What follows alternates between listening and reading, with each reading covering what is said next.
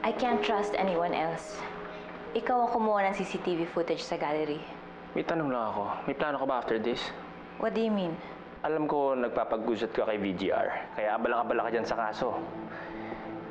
Hindi mo ba nare-realize? Kapag nawala si Obispo, wala nang distraction si Benji. So by pushing Obispo away, you're technically helping Benji. Sige ka. Mauunahan ka na naman. Eh, sino nagsabi sa'yo tinutulungan ko si Benji? Naghahanap lang ako ng paraan. Isa pang matinding kapalpakan para maalis na siya sa pamilya at sa kumpanya. Permanently. Galing mo, babe, ha? Kasi nga. Tigilin mo nga ako. Gawin mo muna yung pinapagawa ko sa'yo. Pinapunta po ba kay Mr. Rosales? Dahil po, tinanggap po namin exhibit ni Mr. Teddy Obispo. Kasi akala ko po, nagpaalam pong apo niya sa kanya. Promise, kaya po pumayag po ako.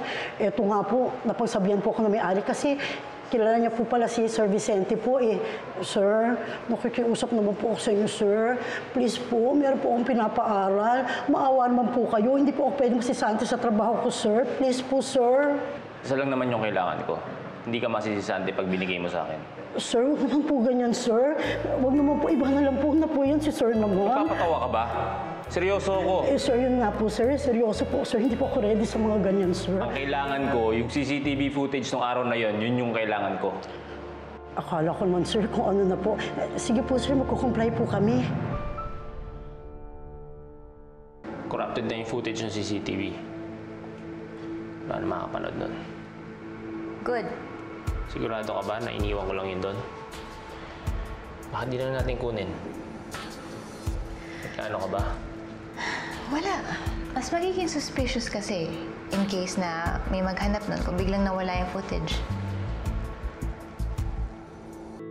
Vicente, itutuloy mo ba talaga yung attempted murder case na yon? Kahit alam natin na hindi naman yon ang ginawa nila. Ma, pinag-usapan na namin ni Papa to. Makakampante lang tayong lahat. Pag alam natin na hindi umaaligid yung war freak at asal hayop na lalaking yun. Besides, Helen, kahit ilang beses ko yatang sindakin, turuan ng leksyon yung taong yun, I don't think he'll ever learn. Sometimes, ang isang tao natututo lang pagkatapos ng isang matinding parusa.